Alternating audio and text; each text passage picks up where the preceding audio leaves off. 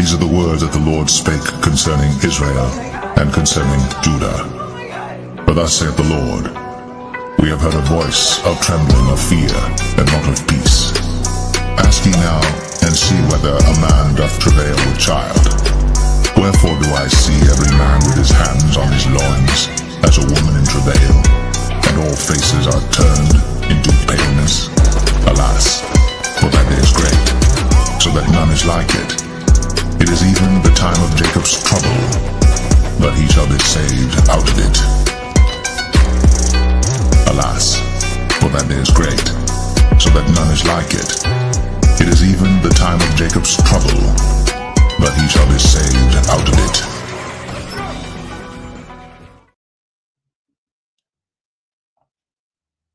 Yep, we should be good. All right. Hey, shalom, shalom. Well, Shabbat shalom, almost. First and foremost, we'd like to give all praises, honor, and glory to Yahawah, Bahasham, Yahawashi, Bahasham, Rakha Kodash, and double honors to our venerable apostles and elders of Great Millstone who rule well, and peace and blessings to the Lord's elect, the house of David. All right, so men of valor here once again. We've got the Zakwan Itazuam, the brother Bakwar Math, and myself, Haran. All right, and as you can see, the title goes, all right, today is actually the Sabbath Sanctuary, episode 17. All right, and the title goes, LA Riots, Jacob's Trouble is on the Horizon. All right, and just like you saw in the little clip, all right, it's all depicting, all right, the things that we can expect that's going to be happening here in America and around the world, as it's written in 2nd Ezra, is that the Lord said he's going to bring the plagues upon the whole world. All right, so ain't nobody going to be able to escape all these things. All right, you got Trump out here pushing for the National Guard, all right, out there in LA. And it's been, I think this protest started on Friday. So you got Friday, Saturday, Sunday, today's Monday. So 3 days in, all right, they didn't even let this thing go a little further. 3 days in, they already got the National Guard out there. All right, I believe they were out there on Saturday evening, if I'm not mistaken. All right, so the very next day they came out there. And then Bakari was telling me that they had already sent out the Marines out there as well, right? So Hegseth was also saying that they confirmed that they're gonna be deploying the Marines over there, like 700, right. I think they said. Yep, 700. Yep. So you got that to also look forward to, and it's interesting because out there in LA, over the years we've always seen a lot of these transportations of Humvees and all these different things, especially in the San Diego area, right? You got the San Bernardino area and stuff like that. So these are all highly densely populated, populated areas like Northern Kingdom and stuff like that, right? And you know, you're seeing all these things playing out, but also remember this, that though you have the Heavenly Father playing a key role, as is written in 2nd Ezra, the uproars of the people, you also got to understand that the secular side of it, there's somebody behind all these things, right? A lot of these things that's happening, as you watch the videos, you could tell that it's a lot of agent provocateurs that are in there sparking a lot of this uprisings. All right, this is all part of biblical prophecy that we're going into. All right, the sedition among men, the uproars of the people, okay, them not regarding their kings nor princes. This is all 2nd Ezra's coming to life. All right, and it's the beginning stages, so we know what's to come after when this thing really, really gets hot. All right, so yeah, man, a lot to expect. All right, you got it, bros. Hey, Khan, I just wanted to add, too, you know, throughout the years, they've had, you know, run simulations, right? I remember a few years ago, I want to say it had to be at least, I want to say it might have been like 2017 or 16, where they had, you know, the whole simulation that was run in Los Angeles, where they had like the Apache helicopters going through the streets. They had the whole J and Hell 15 thing that was back in 2015. So what, about 10 years ago from now. So, you know, these things they've already had already ran, right, tests on how these things will operate, how this will go down. And I remember during Trump's first presidency, he had made mention of potentially sending troops to Chicago because of the whole shooting that was happening, you know, Chirac and all that. But then also with the whole George Floyd thing popping off, those riots, he had requested, you know, to basically send troops, militarized troops, to quell those protests over there in Minneapolis. But the governors and like people of his cabinet at that time basically, you know, wasn't with it. So now this time when he came in, this is why you see he had like such a sweeping revamping of the cabinet, right? And he chose people that weren't necessarily politically ingrained or had experience, but people that basically were just a bunch of yes men in his cabinet. So now, whenever he wants to do something, these guys, like Hexlaff. I've got his first name Peter. I think his first name is Peter Hexlaff, Hexliff, whatever his last name is. These guys are just full on with it, right? Naomi, that Naomi bitch, she down with it. So, he has because I was watching an interview and they had asked him, when do you think, I forgot exactly what they asked him, but they was like basically like, what would be the standard of sending in troops? And he says, well, whatever standard I think it is, something to that effect. So this is why just in 3 or 4 days, he's already sending Marines down there, right? He sent National Guard, he sent the Marines. He said that they're going to completely take over the streets, so we're going to see exactly how bad this gets, but we already know through the spirit that this is all, prophesied. You got it. Hey, real quick before I pass it, remember the border czar, Tom Homan, I think that's his name, right? Before Trump came in, he was on some like, hey, we're gonna come in, we're gonna clear the streets, we're gonna be doing what we gotta do because the border is a mess. And we were saying that, yo, listen to the tone. There's a reason why Trump will pick this guy to be part of, like, to be in charge of this type of operation. That's what it is. It's a military operation. And a military operation consists of offensive and defensive strategies. Okay, how are we going to galvanize our troops in order to apply whatever it is that we need to apply in order to come out with the desired outcome? So in his case, okay, well, we're going to have to use the military. Trump said that before he came in. He said, I will use the military to make sure that the streets are back in order again.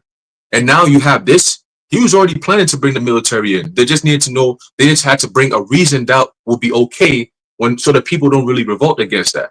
And this is the perfect scenario, right? The way the media is depicting it, and you have the Democrats, you got Gavin Newsom, you got Karen Bass, all of them, even Maxine Waters, all right, all pushing that left-right paradigm again, where Trump is saying one thing, the Democrat states are also saying another thing. And it starts with Cali. Don't be surprised when it hits New York and Jersey and all these different, mostly Democratic states, because their whole mindset is we're going to push against Trump to cause that clash, that Isaiah 19 clash. Okay, so you're starting to see that rhetoric being pushed, like, oh, this is peaceful protest. Meanwhile, they're throwing rocks at cars and all these different things, and it's all being done by design. Why are these troop cars driving through here, making sure that they get hit so it could be seen on camera, so people at home could be like, oh my God, oh my God. That's they need that reaction. Okay, auto add chaos. So the chaos is what we're seeing now. And I actually watched Elder Apostle Gabar's lesson he did. I believe this was on Sunday, and he was going into how this whole thing picked up on Friday, which was June 6th, 2025. Yeah, June 6th, 2025. When you actually go into the numerologies, all right, I think he went into gematria, if I'm not mistaken, right? And it goes into what? It breaks it down to what? 666. Right, and I said, of course, they'll start some shit like that on 666. Now I'm not even surprised if June 6, 2026 next year it's June. Here's the microchip. You know what I'm saying? 666. That would be a perfect way to go out. But who knows, right? Who knows? But we're going based on what we're seeing now and what the scriptures say about what we're seeing now. All right, but you got it, bro. Okay, I got a quick precept, which you actually mentioned. With all these things that are going on, and as the scriptures say, Yahawashi said, that we have to watch, right? We have to watch as well as pray. And this isn't the first time that they've had riots, right? The term LA riots is already known in itself, right? Because historically you had what was known as the LA riots. But there's also something to always keep in mind, which is what's different about each time this happens, right? When you go back to, I think it was 2020 or 2021 with the George Floyd protest, Trump was in office, right? And we thought he was going to use the Insurrection Act. However, he didn't really, enact that in its fullest. It's still there, right? And that was his first term. But a couple of things are different now. Right now, it's his second term, right? His next term. And the cause for which those riots were going on is slightly different, right? Because back then, this was basically people who were like angry in terms of like a racial matter, right? They were like, oh, this guy was put to death wrongfully. And it's the people coming against the government, that kind of thing. This time you're dealing with a divide that it's sort of like a house divided against itself. Now it's not just people, but it's one side of the ruling class or the politicians or the government of America versus another. Right now, you're not just dealing with people taken to the streets. You're dealing with um, states, right, and governors and mayors that are now coming against the federal authority. So it's not like, hey, our people are wilding over here. Can you send us federal troops to help quell them? It's more like we are down with this, right? And you had Gavin Newsom basically say, oh, Trump should along the lines of he dares Trump to arrest them for aiding and embedding with the illegal immigrants and so on and so forth. And Trump said he would happily do that, right? So you're at the point where he's basically backing up the things that he has said when he was running for that campaign. And like Haran was saying, this is a good tactic they're using, right? They're using this to basically provoke him, right? And paint that image that this guy is the kind of guy who will enact martial law, right? He's the kind of guy who will say, we'll do whatever we have to do to get it done, right?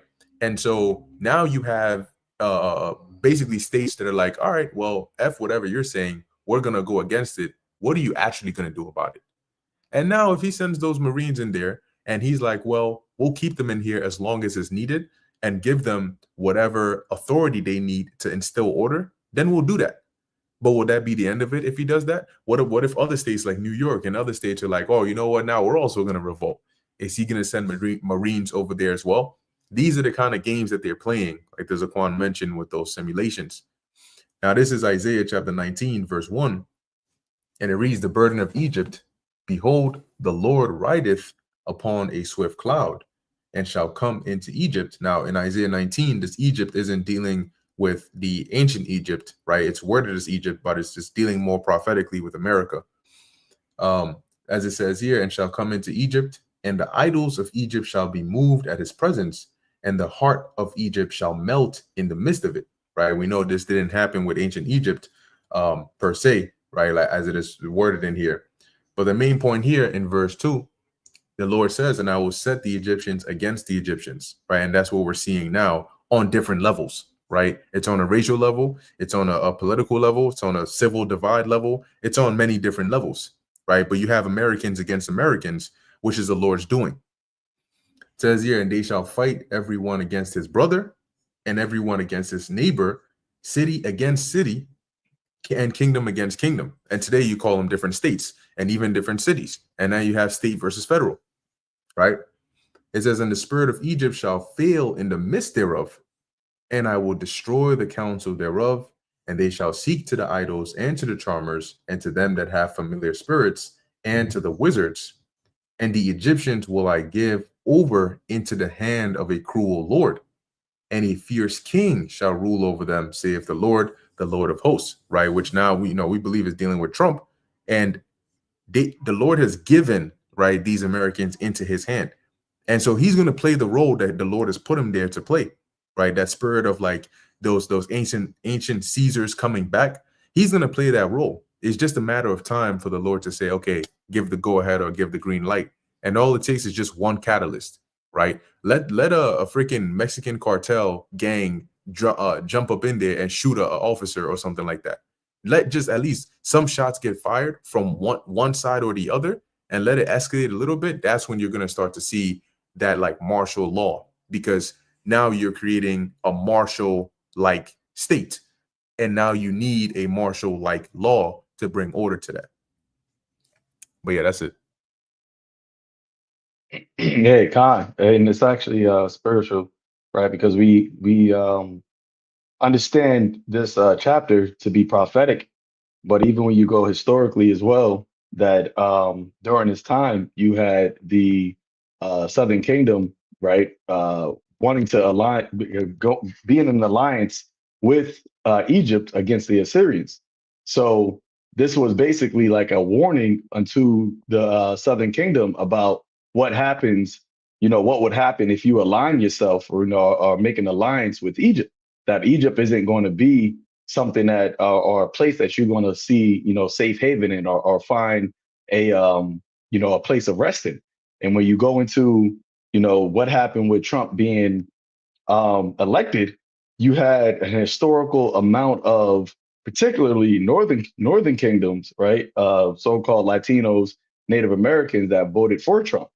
Okay, I'll never forget. I posted like periodically on my social media that a video of that Spanish like concert, but it was like, I will vote for Donald Trump.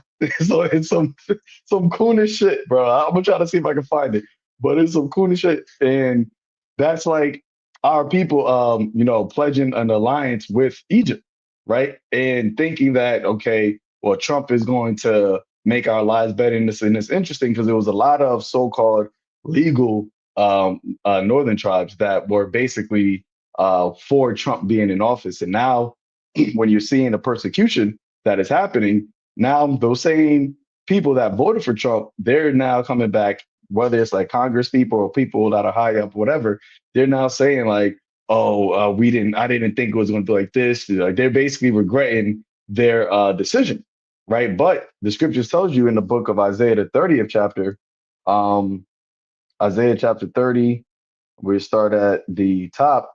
It says, woe to the rebellious children, saith the Lord, that take counsel, but not of me. Why? Because during this time, right, with this whole Trump, you have a lot of people that never voted, right, that decided to vote this election because they were seeing and that was all by design, right? The whole Democratic Party falling apart, Biden dropping out, and then them pushing Kamala in, and she just being a cackling, demon, not knowing nothing.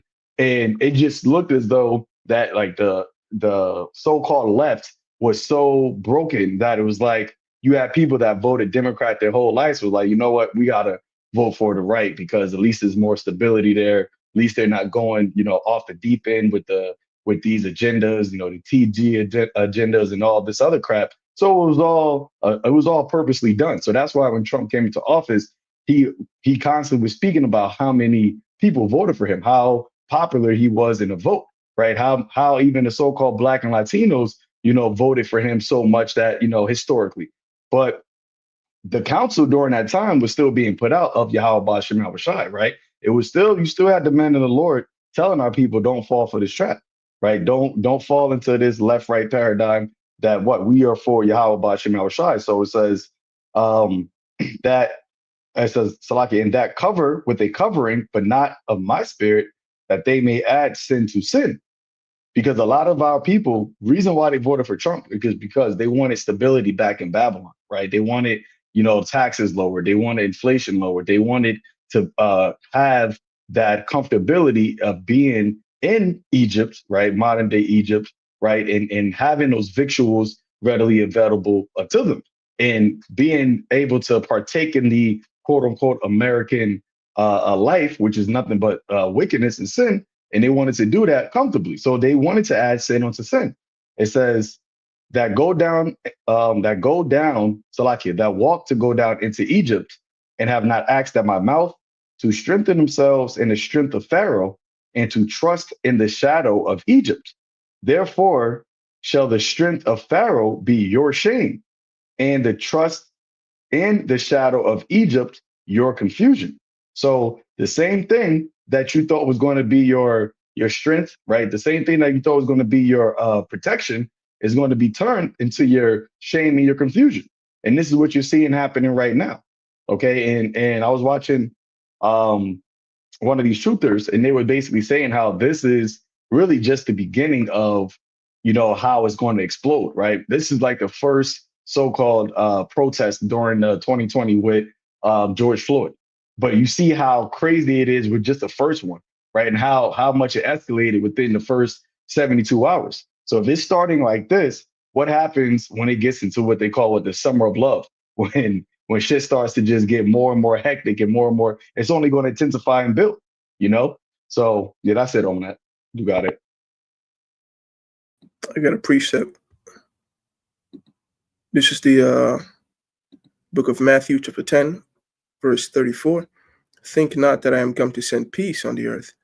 I am come not to send peace, but a sword.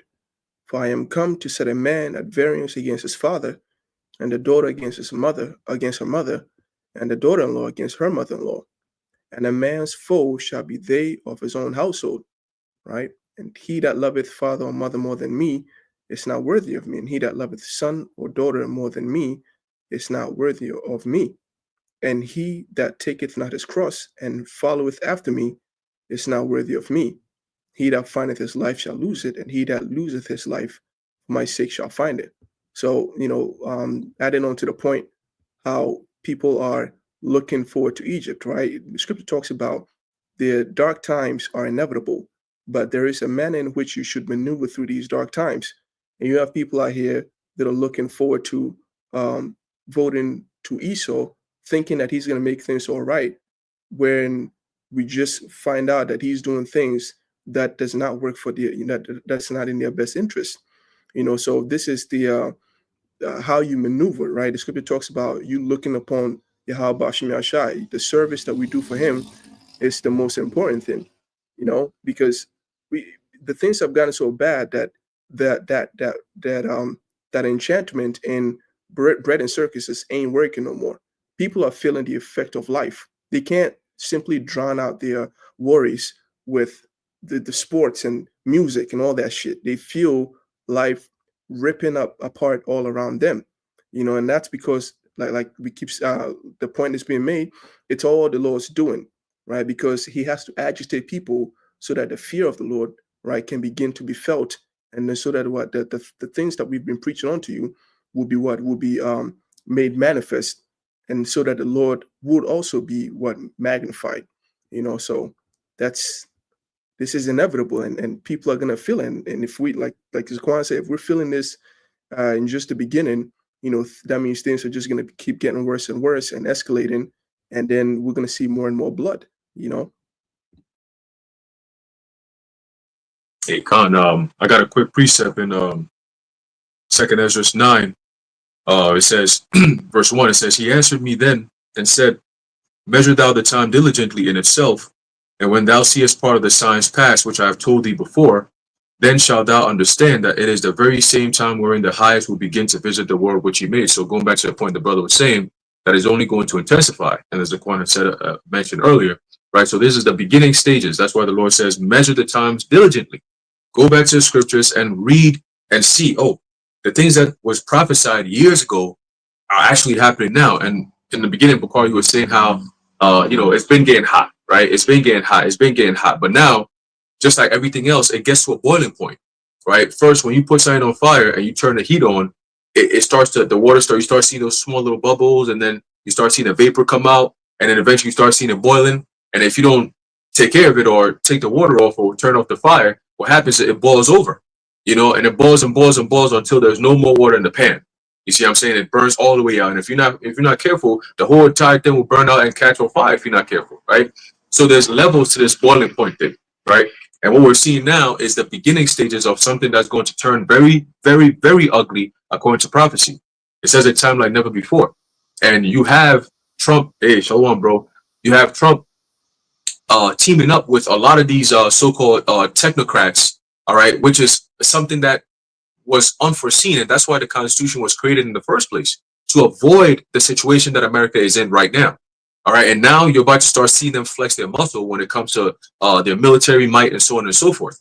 And for years, we've been going into videos and showing you the technological power and prowess that they have that they can always use against the people, right? They just need to find a way to go around the Constitution, like things like you cannot use the military to enforce law enforcement or to partake in law enforcement duties on American soil, right? But now you're seeing that happening, where they're saying, well, the only way we can do this is by having martial law.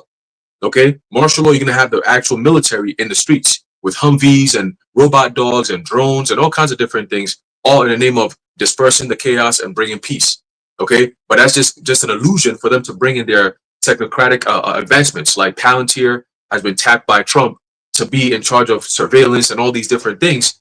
Trump comes out and says, if you're protesting, you can't wear a mask. What does that mean, right? So in other words, they want to be able to see your face. The AI is going to be capturing your faces and so on and so forth. All right, but let's continue in 2nd Ezra 9. It says, therefore, when there shall be seen earthquakes and uproars of the people in the world, and that's what we're seeing now. But We were seeing it in different countries for years, but we always said it's not until it hits Babylon that things are going to pick up. And right now we're seeing those things picking up. Okay. It didn't happen on June 6th by coincidence. All right. It didn't happen by coincidence. Plus, I think the end of May into June, you had the WHO and their pandemic accord treaty taking effect. Right. So you have that to look forward to. You got the CBDC that they've been talking about. They said by August, they want to have it established out in Europe. And if it's in Europe, it's going to also take effect here in America because Europe also deals with the American dollar. So if they're switching everything over to CBDC, what do you think is going to be happening here in America? Right. And then, of course, you got this whole Trump versus Elon Musk beef to fuel the fire of that division. OK, so everything that you're seeing now is just the tip of the iceberg. And I'm telling you, yo, they cannot wait to start flexing their muscles on the people, man. All right. The DHS, the FBI, the CIA, the NSA, even the post office. All right. The post office general, all these different agencies have ammo. I mean, billions of rounds of ammo that they cannot wait to start unleashing on the people. And they can't wait, just like Netanyahu, how he's just like continuously beating down the people in Gaza and all that. Like every single day is like, we need to destroy Hamas. Hamas is the problem. We need to. That's the spirit they're going to have here in America. They're going to be coming after the illegals, the immigrants, the domestic teas. They'll bunch it all together. It's called Rex 84. Look into that. Right. It says here, continue. It says, verse 4. It says, then shalt thou well understand that the Most High spake of those things from the days that were before thee, even from the beginning. Right. The Lord said he declared the end from the beginning. Right. So all these things that we're seeing, we getting excited because it's been what we've been waiting for. All right. We've been waiting for this. We've been waiting for this. And it seemed like things got quiet for a while, but things were moving in the background. And we were paying attention to the things that are happening in the background because we knew eventually it's all going to come to the forefront. All right. Trump is not signing executive orders for nothing. Biden didn't sign executive orders for nothing. Trump in his first term didn't sign executive orders for nothing. Obama didn't sign executive orders for nothing. Bush didn't sign executive orders for nothing. Clinton didn't sign executive orders for nothing. You get the point? That each and every administration signed executive orders for this very time. All right. And remember, we're still in a national emergency going all the way back to the damn Civil War in the 1800s, bro. All right. During the time of Lincoln. All right. They never lifted that shit. It's still there till today. So it doesn't take much for anyone to see that, yeah, this is all going to lead to martial law. And at that point, it's over. We ain't no, oh, the Constitution says this, bro. They coming for everyone, man. And it's about to be a wrap. All right. And we can't wait for that. The Lord said he's going to protect us. But for the rest of the world, he said he's going to leave you in there so you can taste of that punishment, man, that ass whooping, that beat down. All right. So that's what's coming. Let me finish off with this. It says here, verse 5, it says, for like as all that is made in the world hath a beginning and an end, and the end is manifest. So that this is all part of the signs of the end, right? For this place and for the system that we're living in altogether. It says, even so the times also of the highest have plain beginnings in wonder and powerful works and endings in effects and signs. All right. So again, this is all part of the signs. And very soon you're going to see the effects of those signs as it's written. It says what the effect of every vision. OK. And it doesn't come with happiness and joy and beer drinking and celebration. It comes with bloodshed. All right. Death, destruction. OK. That's all part of what's about to unfold here in America and around the world. And it's going to be crazy. All right. You got it, bros. That's the Okay. that's the thou shalt know what we call a virgin or tender and delicate, like you were saying, how the things that are going on in the world, because that's what Babylonians are so used to seeing bad things across the ocean. They're so used to seeing that on someone else's country. And so when it happens, it's really going to like tear the whole world apart, you know, because the things that are going to happen in here, this is something that people go through all the time and they still live their life and they're strong. And that's why the scriptures also talk about people ain't going to be pitying America. I mean, the only kind of pity that they pity America would be greed. Ah, man, I used to make money off that place. Ah, man, it's destroyed. But no one's really going to care about America and say, oh, man, I wish this place was still up there because I care for it deep down, because they will never, they will have no sort of pity for them, like no empathy, partly because America is also the architect of their suffering. And so you're going to have all these nations out there that before they even, shoot their missiles on Babylonian soil, they're actually going to be glad. They're going to be happy about the things that are going on in Babylon. You ain't going to have foreign nations coming into America bringing aid. That's ain't going. That's not what's going to happen in here.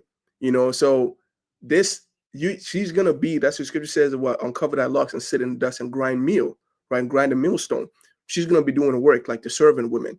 She's gonna be out here like any other woman in the street. She ain't gonna be like this top, kingdom anymore.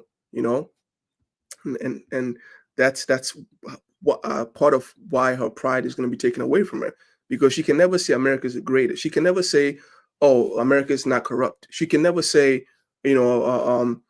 America's a free country, because they're going to be living in a society where citizens ain't free. Like you're not free now, but you actually going to know you're not free, because you're going to be in them concentration camps. Because when the martial law troops comes in, you're going to know when you can't even step out your crib, because for the longest we tell people, yo, you ain't free, but they don't listen, because Esau likes to play the long game. But when he starts doing what he got to do, that's when people are gonna see, they're gonna know why we call him the devil, But yeah. God, yeah. And to your point, actually, as a quick precept, Jeremiah 50:23, right? It reads, "How is a hammer of the whole earth cut asunder and broken? How is Babylon become a desolation among the nations?" And like you mentioned, Babylon being the architect of these nations' sufferings, it's basically like the supervillain, right, of the world.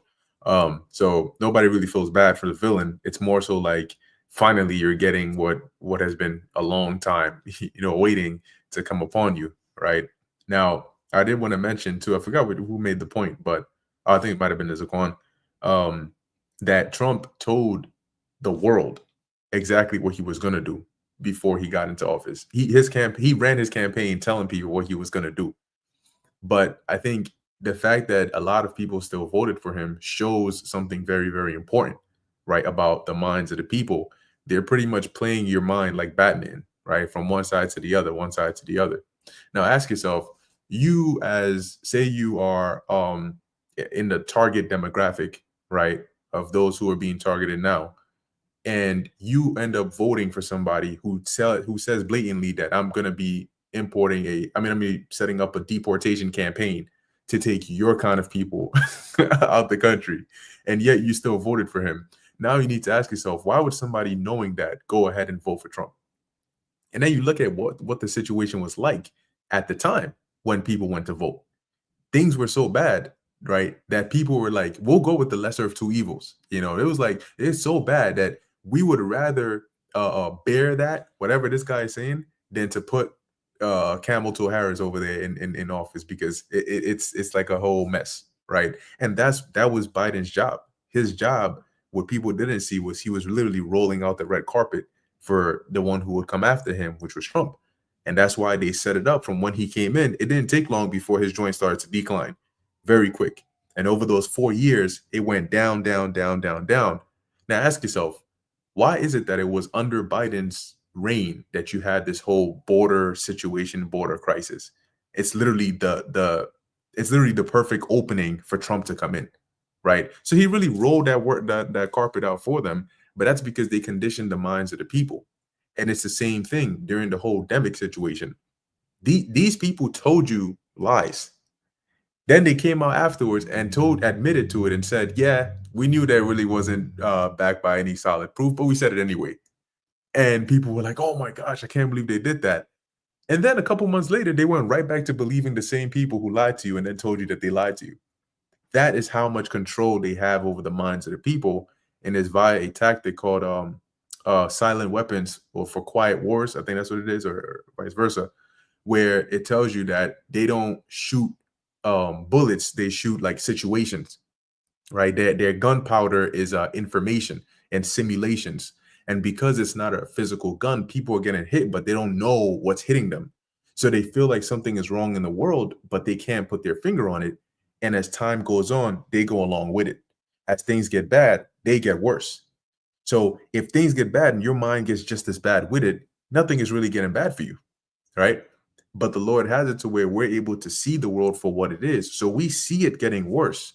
But because these people are getting worse with it, they don't see what's actually happening. Now, real quick, I want to get this precept because now we're seeing what's leading us into, yes, this is it. Silent weapons for quiet wars. Yep, the phrase silent weapons for quiet wars refers to a document that outlines a plan for, there you go, that's what it is. Social engineering and control using subtle tactics and strategies. It's often associated with CTs. Yeah, they had to throw that in there. Yep, that's the one right there. So silent weapons, these are not traditional weapons like guns or bombs, but rather tools of manipulation like economic control, psychological warfare, and the manipulation of information. And then the quiet wars, this suggests a covert, ongoing conflict where control is achieved through subtle, unseen means rather than overt violence. And that's literally the world we live in today. That's why this beast was known as that old serpent, right? Which was more subtle than the beast of the field. Now, this is 2nd Ezra chapter 15, So, verse okay, 1. just to add to that last part you just said, and that's why it also goes into the second beast having 2 horns like a lamb, but spake as a dragon, right? The first beast wasn't described, having that. Although the second beast exercised all of the power of the first beast, it looked more appealing to the people, right? Because that word lamb, I believe, goes into I think it's the word lamb. It goes into like a savior, right, or a Messiah. And Trump, when he came in, what he kept saying, "I'm the chosen one." I will, they had the whole theatrics of him, having a assassination attempt twice, and all of that actually played into the manipulation of the minds of the people, because now people really thought that he's actually for the people, and the so-called deep state wants to try to take him out, but he survived it. And now he's using that whole rhetoric of surviving that as, oh, God saved me so I can save, the nation. So a lot of people are playing into that. Then you have the whole shit with the immigrants and then showing them, just causing chaos and havoc and, being unruly and unlawful. All of that played into this manipulation to have people now look at, so even when you had northern tribes even looking at other northern tribes as being like the problem, like, oh no, we need to get you guys out of here, you guys are not like us. So you just had literally just a conglomerate of confusion amongst Babylonians fighting one another, and I know you had something you want to finish, so I'll stop right there for now. Oh yeah, no, you're good. It's just I'll start with this one verse in 2nd Ezra 15, just backing onto the point that you just made, right? This is all leading into the vision that Ezra saw, right? And as we always say, the visions that were written, it makes sense, right? The Most High, why would the Most High show in the visions just the cause, right? And it just leave out the actual effect of what actually happens. That what benefit would that be to us, right? We would see what they saw, and then we would all be like, oh shit, now what? So the Most High gave them what the end goal was going to be, right? This is what they do. This is what they do. This is what I saw them doing. Just like in a movie trailer, they show you like the mist of it, of what's happening in the movie trailer. You have to watch the movie to see how you get there, right? And that's what we're going through now. So this is 2nd Ezra 15 and 1. Behold, speak thou in the ears of my people the words of prophecy, which I will put in thy mouth, saith the Lord, and cause them to be written in paper, for they are faithful and true, right? And that's what basically we have now. Now, I wanted to mention that part. I'm not going to read this whole thing. I just want to jump down to one of these verses here. I was speaking to Haran about it earlier today, because we're also seeing, what's this, 2nd Ezra 15 and 16. For there shall be sedition among men, and invading one another, they shall not regard their kings nor princes, and the course of their actions shall stand in their power. Now, sedition is not to be confused with insurrection, right? Sedition is not the actual overthrowing of the authority. Sedition is the speech that incites that insurrection. And that's what we're seeing now. I saw a video of it. You had a woman, I forgot who she was, but she was doing a press conference, and she was basically telling the people, right, the side of the immigrants who are being deported and those supporting them, saying that, hey, these people are coming with like rubber bullets, and they're coming with National Guard troops. So they basically don't support us. We got to come back just as hard, right? We also got to take to the streets. We also got to like not back down as they basically turn things up even more. And I did a lesson on this last year that was Maxine Waters, whatever her name is, the whore that sitteth upon many waters, whatever her name is. She basically was like pushing for that. They said, like, we're going to organize violence when Trump comes in office so that we're not going to be allowing him to get what he wants, basically. That's prophecy, right? As Zaquan pulled the definition for sedition, you can see it right there, right? So that's what we're seeing now, along with the other prophecies. And you notice they're all in that same chapter, right? So Ezra saw sedition, but he also saw uprisings. That's it on that. I just, Salakia, I got you. All right. I just wanted to add, and it's interesting because as you mentioned about we're seeing the effects, right? The prophecies are the effects.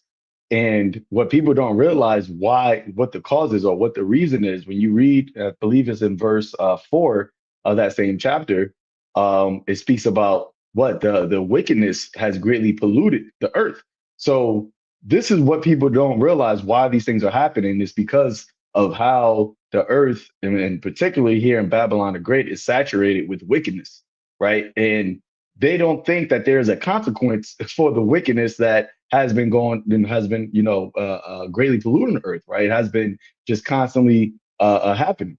And when you have the prophets, the whole duty of the prophets, Isaiah 58:1, is to what? Cry loud, spare not, show Israel their transgressions, all right, and show Jacob their transgression, house of Israel their sins. But see, they don't want to see the problem, right? They want the effects to go away, right? But they don't want to deal with the root of the cause, which is the wickedness. So they still want to be wicked, but not have to deal with any of the problems that comes with the wickedness. But that's why the scripture says in the book of Sirach, the 40th chapter, and I'll give it to you, Haran. So let me pull it up. Sirach chapter, I think it might be 40. Yeah. 40 verse, Sirach chapter 40, verse 9. It says, death, bloodshed, strife and sword, calamities, famine, tribulation, and the scourge.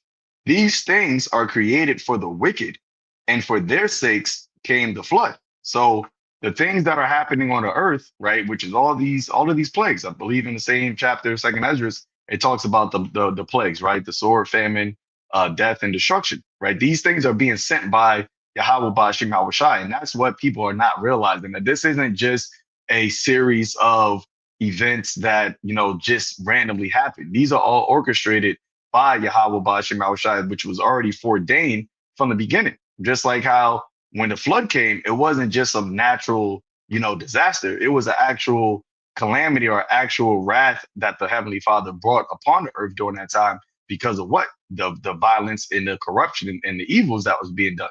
So it's the same thing happening now, but this time the Lord has a succession of plagues, right, that's going to hit before that final judgment comes, which is that second death. But you got it. Yeah, Khan. Yeah, that's beautiful. Shit. Yeah, I was going to add on to the point the brother was making about sedition, right? And you pulled up the definition of it in the online etymology dictionary. It actually gives you the actual, like, it everything Ezra was saying is actually written in here. It says sedition, it says rebellion, uprising, revolt, factitious commotion in the state, right? We're looking at the state of California right now, right? It says concerted attempt to overthrow civil authority. All right. So this is what Ezra saw. And he didn't just see it here in just America. He saw it all around the world, because one thing that is understood when you read the prophecies is, especially in the book of Job, the 20th chapter, is that there comes a point in time where the people in the world actually start to put the pieces together, because it's so obvious and so blatant. And yeah, their governments are telling them that these things that we're going to go through, yeah, it's going to be painful, you're going to suffer, but for the long term, for the long run, it's going to make everything great again. Like, we're going to fix all this, all these health problems we're going to fix, monetary problems we're going to fix. Like, hey, you might not even have to work 40 hours to make an income anymore. Like, all these things. But as the processes of the promises are playing out, people are like, hold on, man, this ain't working for us, bro. You got people who are like, yeah, they're sending a lot of money overseas, but what about us in here? We're not getting anything. Oh, why are you guys sending this much money and setting up a AI system that the states can't even veto or anything like that? Like, what's going on? And that's, people don't even know that, yo, that's setting up that MOTB system, because it says he calls us all, both small and great, rich and poor, to receive that MOTB. So you're being set up in a state where you can't even push against it. That's why the one big beautiful bill has been put there. So for the next 10 years, you're not going to be able to push back against anything that AI is going to mandate, which is going to include Vanessa's, it's going to include the MOTB, all these different things we've been talking about. And that's why they say you can't push back against this, all right? Because they know automatically people are going to push back against these things because it's going to work against them, right? Again, not in their favor, right? Hey, it says here a little more. Salakia, Yep. bro, real quick, since you just mentioned that, I actually just saw a video on what you just mentioned about AI, and now they're saying that like, if you thought that AI is a threat or is taking jobs as it is now, there's a term that they're using. I forgot what it's called, but it has the term body in it. It's like something body, but it's basically AI. Like, now they're working on AI in robots, right? To say that, like, forget the digital stuff. Now it's like an AI robot can replace like a nurse. It can replace a doctor. It can pretty much replace anything that you need to physically do that involves like physically moving and all of that. And they said the same thing that this guy, Yuval Noah Harari, said with the data. They said all those like Meta glasses, the VR headsets, the Tesla cars, and all of those, whenever they talk about sending diagnostic reports, they're actually looking at everything you're doing from a human perspective, how your hands are moving, what you're looking at, how you're interacting with things. So the robot in itself, once they're training it in the virtual world, everything you're doing is actually it's taking that information and it's training those robots in that virtual dimension, so that when they physically move, they can move like actual human beings. That's where you get your whole ex machina stuff from. So just wanted to mention that they're pretty much at the point of like, forget just the intelligence. Now it's the intelligence inside of actual bodies. So now you got a bigger problem on your hands. Hey, I've been saying it, that I believe that that whole 4-year Biden thing, he was definitely a robot, man. It was just an experiment. Like, yo, let's see if we could really fool these people and see if they're going to buy Biden shit. And that's exactly what happened. Because I think Trump just made a tweet, I think last week somewhere on Truth Central or Truth.com, whatever his shit is. And he said that, oh, Biden was, you saw that, right?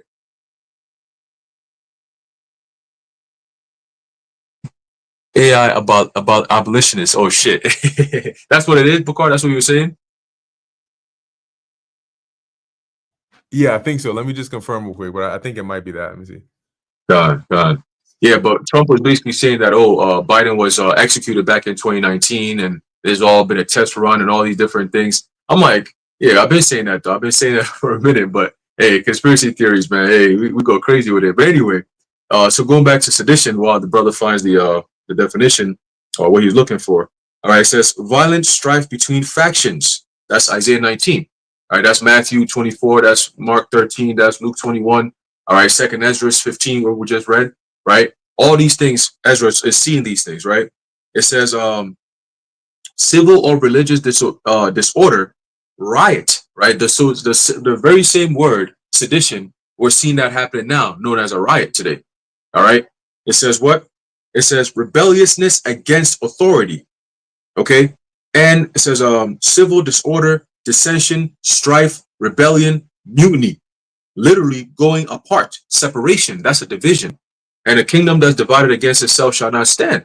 So we're seeing the end of this kingdom, but these people don't put the pieces together. Even if we bring it out to them, they're not going to see it. Right?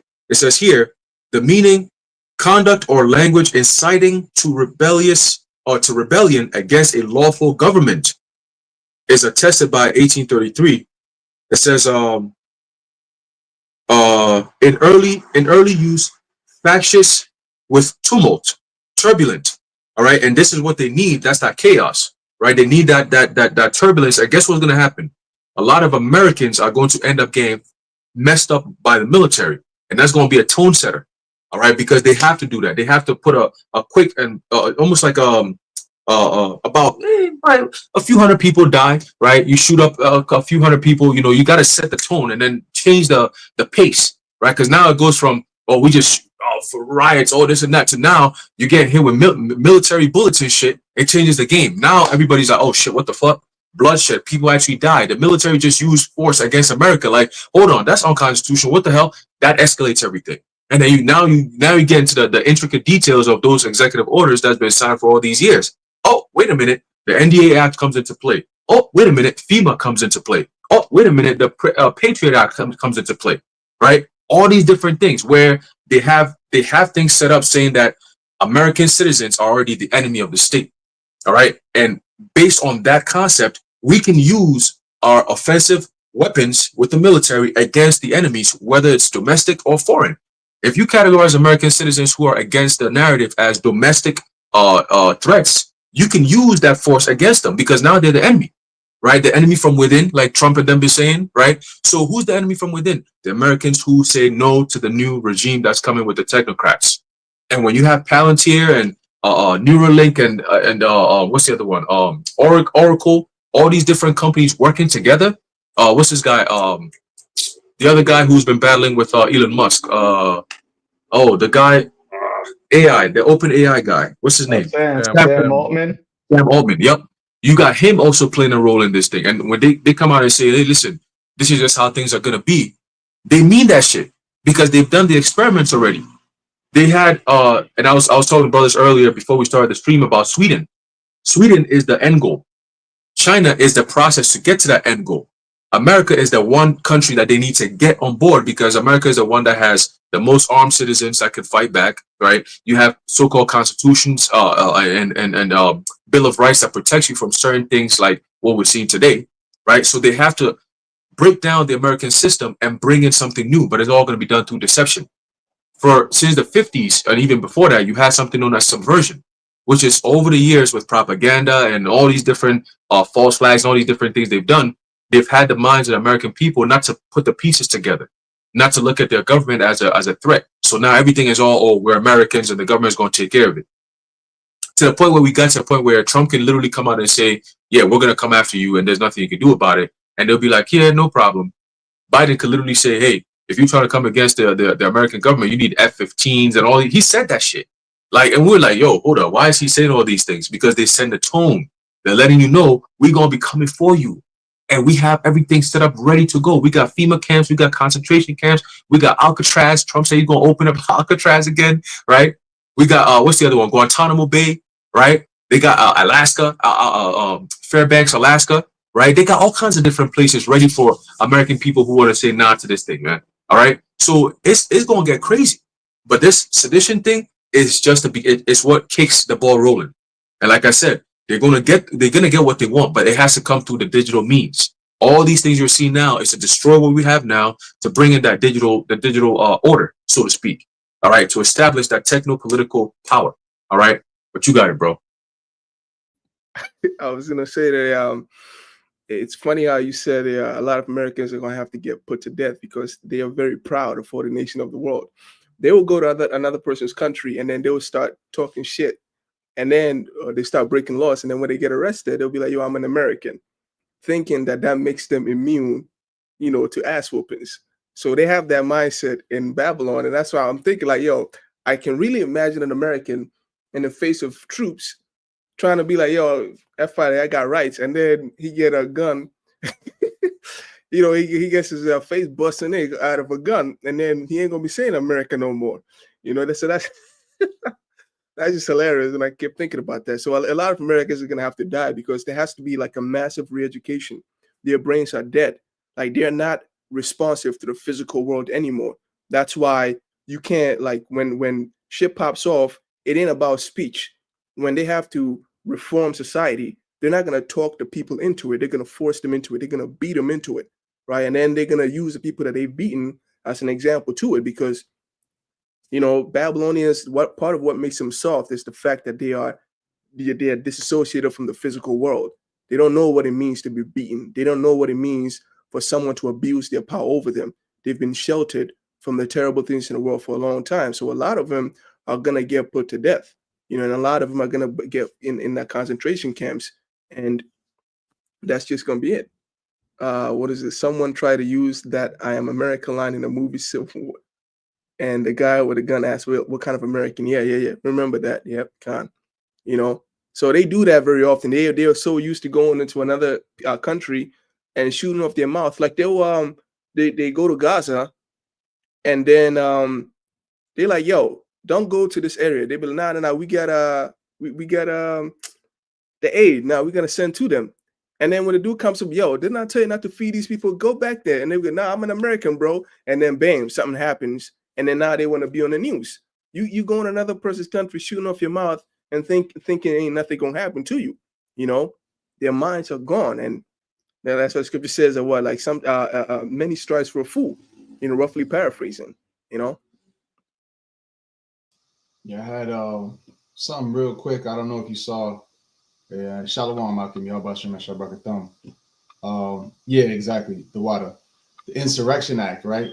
Because you were mentioning all those different laws that they have, Aharon, and this is one of them.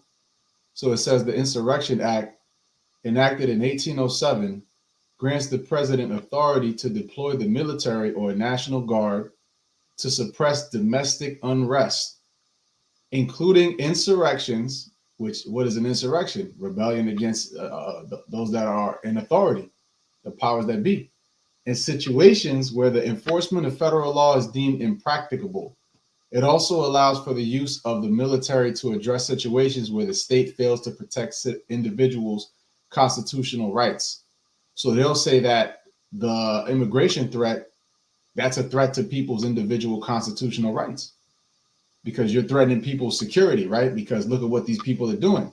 But as you mentioned earlier, we know how they play the game. All right. Two horns as a lamb, but spake as a dragon, which if you could pull that up, Baruch Bashar, and I'll read it.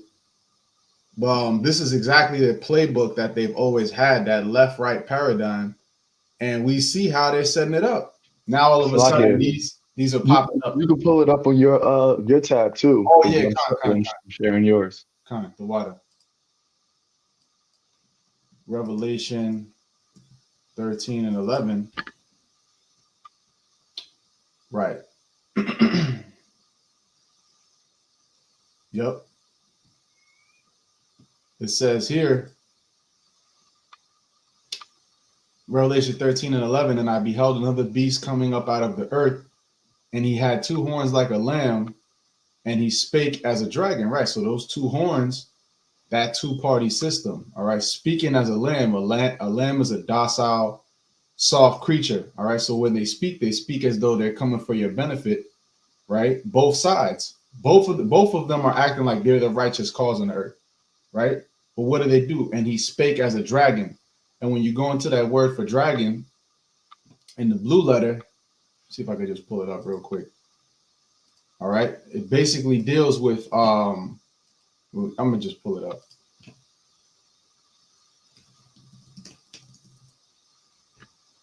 Revelation 13. In the blue letter, the word there for dragon, it says G, that's the spirit. The Greek is G1404. I mean, come on, that's a sign right there. But it's Dracon, and it says a dragon, a great serpent, and name for Satan. So they're coming as a lamb, and the lamb, represents, the lamb's wool. The lamb is Yahawashi. That represents righteousness, or coming in in a way that's supposed to benefit you, right? But really, when they're speaking, what are they speaking as? A dragon, a serpent. All right. It says what? A fabulous kind of serpent. Right. They wandered after the beast, a dragon. So they'll have these things set up. And now you're going to see all of these Democrat states. Watch, Chicago, New York, LA, for the rest of however long they want to have this going to accomplish their goal. You're going to be seeing these things pop up. They're going to have agent provocateurs. The scripture says their heart is deep. All right. The heart is deep, dealing with their mind and their secret counsels that they get into. They go deep into these things in order to destroy, to divide, and to destroy. Okay. So as we see these things playing out, it's important for us to keep a spiritual eye towards it. And we're breaking it down and filtering it through the Bible ultimately, because when we see these things, the regular average person, like I know that this thing was rolling heavy when it comes to this whole ICE thing rolling out of control, because I had people in my family start talking to me about it. It was like, oh yeah, did you see this and that? On the way here, on the way back, I was out by the city.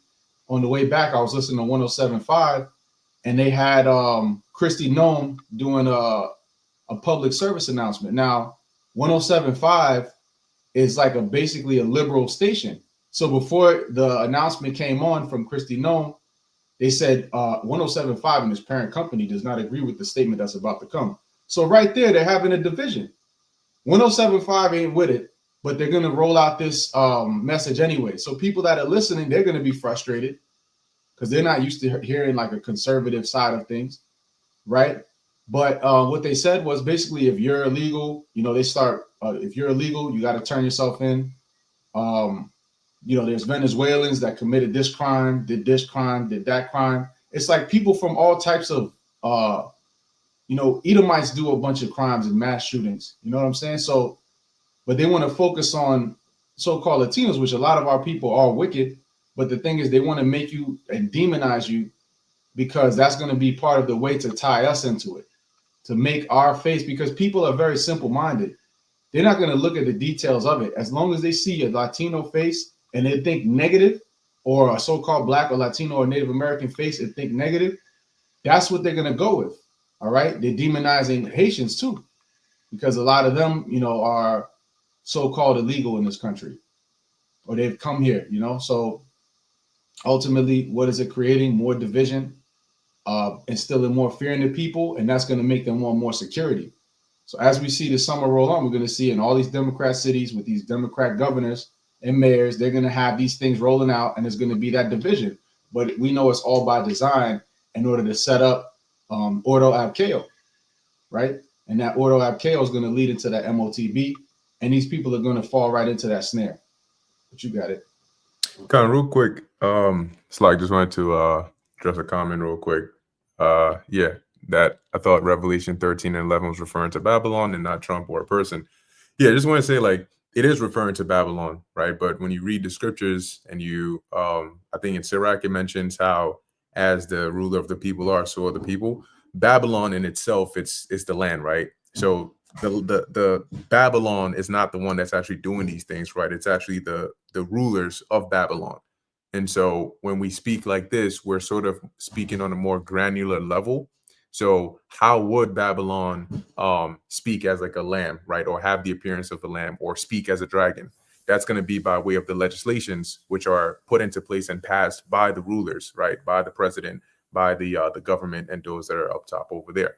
So yes, it is speaking about Babylon, but on the manifestation, how this manifests, you do need to have rulers, right? And different like political parties, so to speak, which are still made of people, to cause that effect of appearing like a lamb or speaking as a dragon. So just to clarify that. Yeah, I have a prime example for exactly what you just said, in the sense that when they speak, right, when they speak, it typically goes through their Congress legislation and so on and so forth. They actually have a house where they actually speak these things, like, okay, there's this bill, da da da, and then they'll say, okay, who's for it, who's against it, that kind of thing, and then it becomes a law, right? So they actually speak in the house to come up with these things, right? But ultimately, like you said, it's going to be it's not Babylon, the actual country or the nation itself, that comes up with these things. It's actually, yeah, there you go. That's hey, Shalom, God YAHAWAH, right? Biden came as a lamb, right? Which is a spirit of being docile and not a threat, right? Everybody's more, you embrace a lamb before you go after. You're not going to embrace a ram. You know it's dangerous. It could mess you up.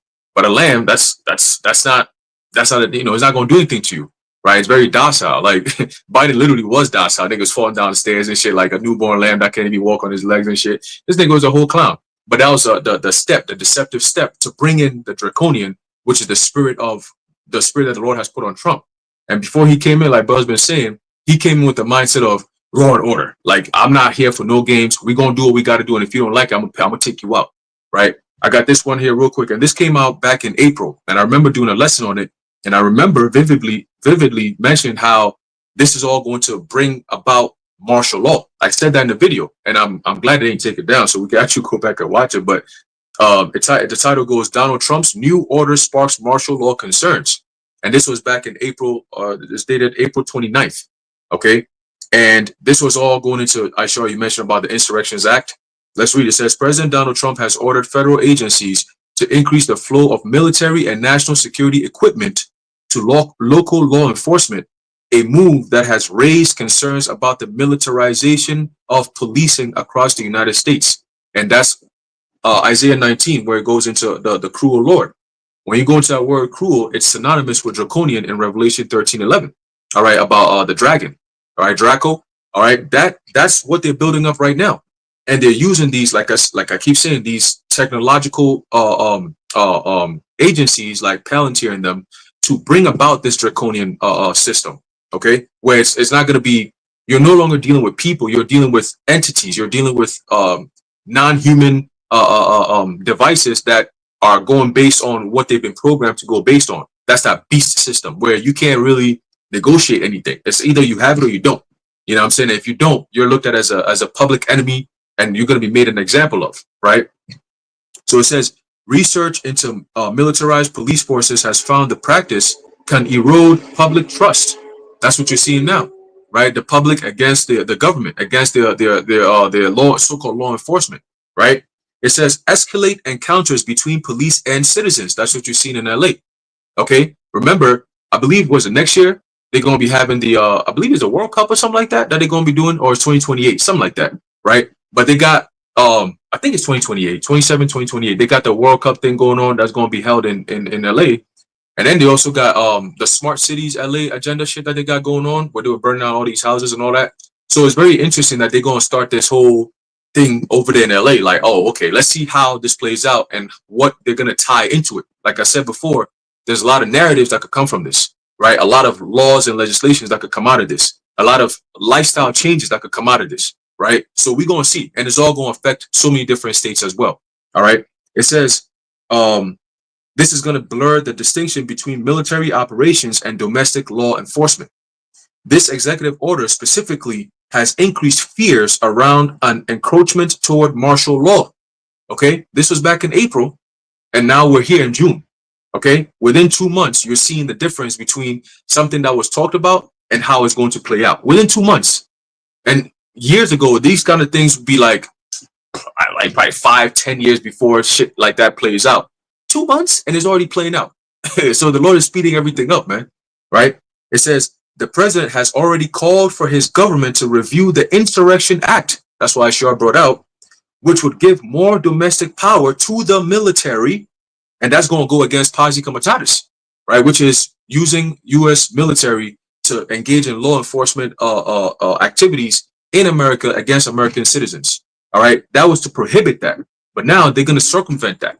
Okay. In the name of, these are illegals and we don't know who's illegal and who's legal. So we're just going to come after everyone. That's going into Rex 84. Right. So it says, and now wants to provide regular law enforcement with militaristic material. It says the strength. This is the executive order. It's called the Strengthening and Unleashing America's Law Enforcement to Pursue Criminals and Protect Innocent Citizens executive order. Okay. And when you read through it, it's basically giving them the ability to use lethal force in terms of deadly force against American citizens. That is insane. And like I said before, that's what's going to kick the game. It's going to be a game changer. As soon as they start using deadly force against American citizens, based on the reaction, you're going to see something different come out of that. All right. Like they always say, the real reaction is in the real action is in the reaction, problem, reaction, solution. All right.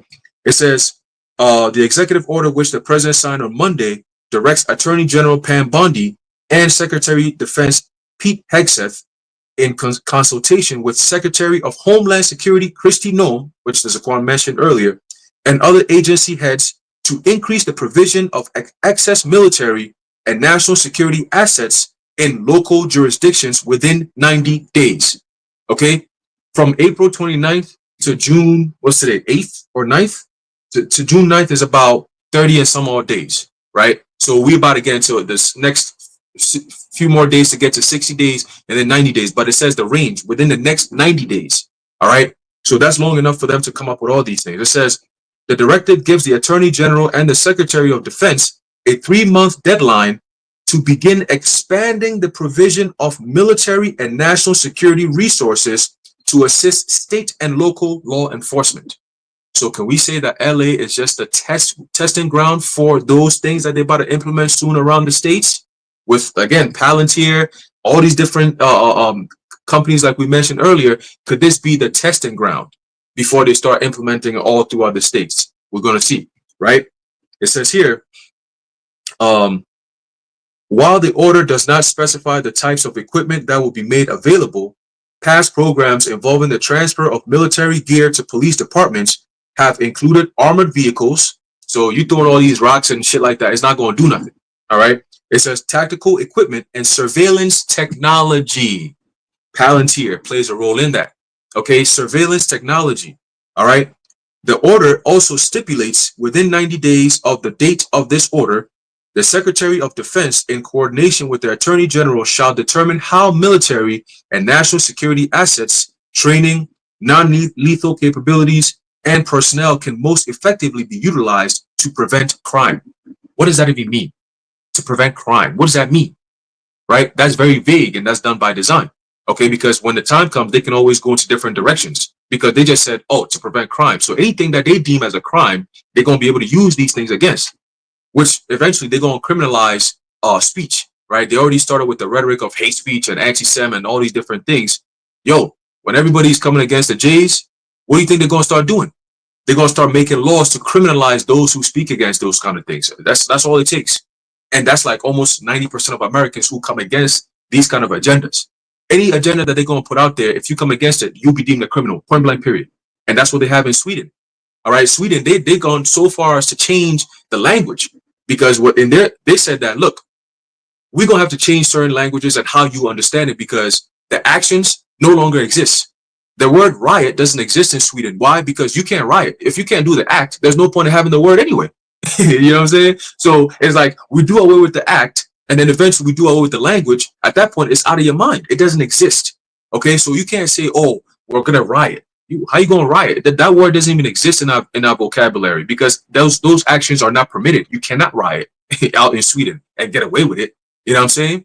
So continue, it says, in addition to bolstering local law enforcement agencies, the White House has moved to expand the role of the U.S. military in domestic law enforcement. Earlier this month, Trump issued a presidential memorandum that directed the military to take more direct role in securing the southern border, with the ability to detain and search individuals in the New Mexico National Defense Area. And remember, the highlighted word there will be border, okay? Because in America, a border simply means anywhere between within 100-mile radius of whether it's an airport, whether it's a actual border, right? Whether it's a Canada border or the southern border, okay? Or whether it's you're at a ship or a dock, right? So if, let's say you're in Jersey, right? The Atlantic Ocean will be considered a border because it goes from one place to the next, right? So that'll be a border. If you're living within 100-mile radius of any airport or any ship dock or anything like that, that'll be considered a border where border agencies could come at you. All right. So within 100-mile radius, bro, there's mad airports around us, bro. So it's like we're all pretty much considered part of being at the border. So whatever border situation that's going to be coming down the pike is going to affect those who are in the 100-mile radius vicinity. Okay. So that's also another conniving tactic they're going to use. But notice it says to detain and search individuals. So what are we going to expect with that? You're going to see checkpoints. Those are also going to be coming back. Okay. And then you got people saying, yo, this is terrifying. You know, this is a truly terrifying executive order, all these different things. Well, it's not about to play out. It says all local law enforcement will now use aggressive tactics to police cities. And when they break the law, those big law firms who caved will represent them pro bono. Martial law is starting. Okay. So this was back in April. All right.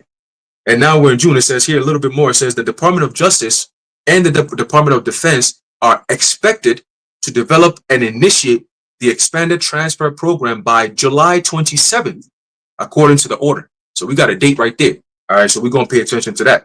It says details on the types of military equipment to be distributed, The criteria for local agency eligibility and oversight measures are expected to emerge as the agencies work to fulfill the directive. Okay, so yeah, man. Look at that. California lawsuit accuses Trump of unprecedented power grab in LA.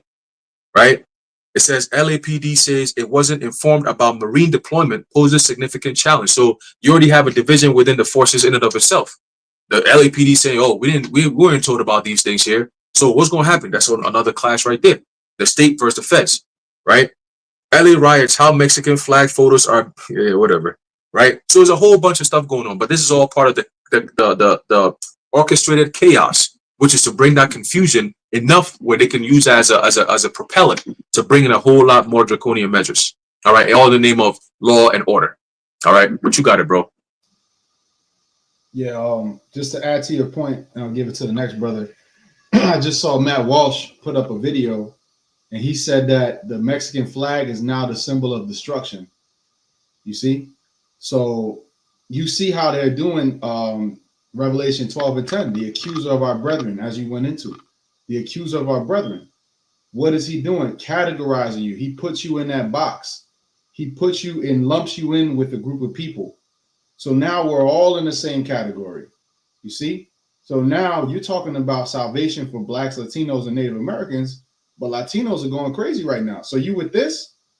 So they're going to start to try to say that. A lot of people have expressed confusion on social media because they're wondering, well, if these people love Mexico so much, to the point that they're going to wave the Mexican flag as they besiege a foreign country, why don't they just go back to Mexico? Why are they violently resisting any attempt by the Trump administration to return them to the homeland that they're supposedly so proud of? Doesn't appear to make a lot of sense. And on one level, you know, the answer seems obvious. These people don't want to go back to Mexico because they destroyed it. That's apparently what they're capable of doing, destroying things. To be sure, we're constantly told about all the wondrous benefits that hardworking Mexicans bring to our country.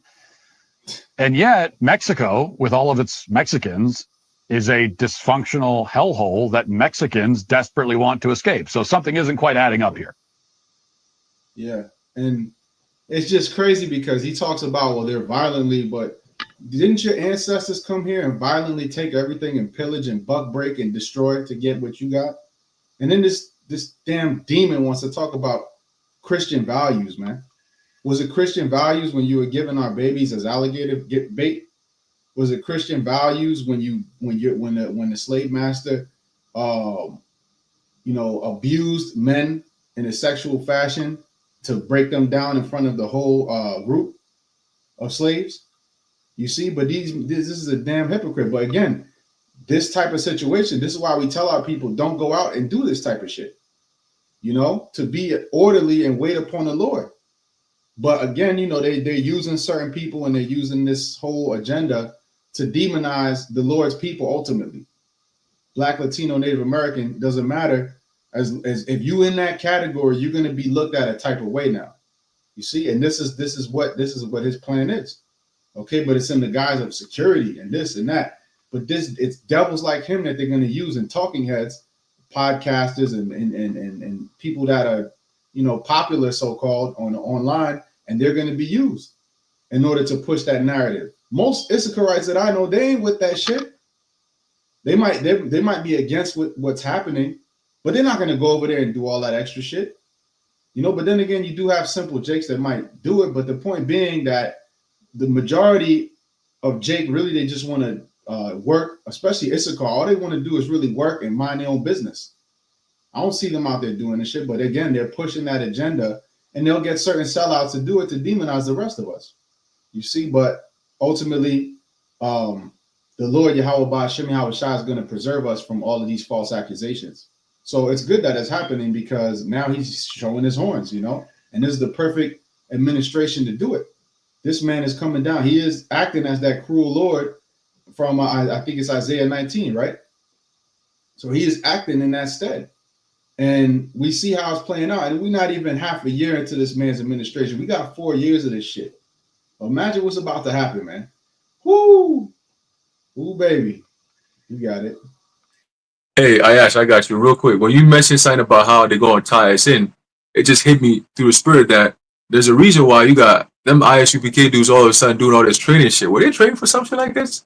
Right? Because you got IUIC, they always want to be everywhere there's some bullshit going on. You see them niggas marching up and down with all the purple shit. Hey, Jesus Christ, blah, blah, bullshit. ISUPK, I just posted a video, I think it was yesterday or 2 days ago, where they're doing this marching thing. And I'm like, so all this training, all this marching, all this, they got this Edomite who came in and did this whole documentary about the Black Hebrew Israelites, all that dumb shit. Could this really be something that was being set up for now? We're going to see, right? Because they always got to, you know, the left-hand side always got to come in and be like, all right, hey, listen, we about to build up our case against the right-hand side, so we need y'all to do your thing, all right? We gave you all this money for a reason, so go ahead. Now it's time for you to, you know, pay back, you know? So we could see that. We could see that happening. You know, I wouldn't be surprised, right? I'm sure brothers will not be surprised, but we're going to see it. Where all these camps, all of a sudden, you're going to have them in the midst of all this chaos where you don't want to be. They going to find themselves there just because that's what niggas do, you know? But we're going to see, man. We're going to see. And this time, hey, the Lord might not even let them get away with it. You might not just get a Kenya and get away with it. This time, you might get some bullets up your ass, man. You know what I'm saying? That would be a nice thing to see. Get these niggas back in their right mind. But you got it, bro. Now, I was going to say it's a good point you made, actually, on the audacity of this devil, you know, to call someone destructive. The scripture says he speaks wickedly concerning oppression. But I wanted to, I thought of an example on him, you know, acting out as a dragon as opposed to being a lamb. And I was watching this, it was kind of like a podcast and a little bit of a documentary where these people, when they send their military out there and they send them out to keep order, they will set a curfew. And if they ever see anybody of the native land, even if you're driving down the street, like let's say you late for work or something like that, they will light your fucking ass up. They will that heavy ass, big ass shit on them trucks, they will unload that shit on the car. And then he said that after that, all you just see is paste. And then they just leave it there. And then and then the natives come in and then they got to bury the body or clean it. And they don't even do anything about it. And they got to do it. There's also examples where he was specific about this, where he was a sniper. And he said that sometimes he would just go into someone's crib and then they would look through his crib, take everything that they could use to maybe attack them. He said, just to control the area. So any 9%, so you can't cook. And he will be a sniper. He can be there for days. So you can't go anywhere in the house. So you in there with them and you're just a hostage. And then this is like Afghanistan. So they just be in there waiting for someone, a target because they have an information that a target may pass by that area. So they just got to wait. And then just waiting and you just in there with your kids. And you got all these men in your crib and you're standing there. So when the scripture talks about, you know, as a madman, Babylonians don't really understand, like, when these motherfuckers are terrible. Okay, they are fucking scary. That's why even David said, "My enemies are too strong for me." In the book of Psalms, let me see if I can get right now, the 18th chapter. Deliver me from my enemies, for they were too strong for me.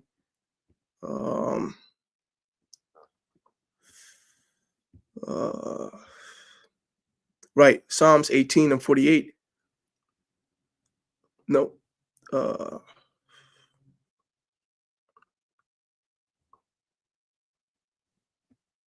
Let me see. It's in the 18th chapter, but I got a precept to back you up after. God. Right, yeah. Psalms 18:17. He delivered me from my strong enemy, and from them which that hate me, for they were too strong for me. So in the time of Jacob's trouble, that's why we say that salvation comes through the Heavenly Father.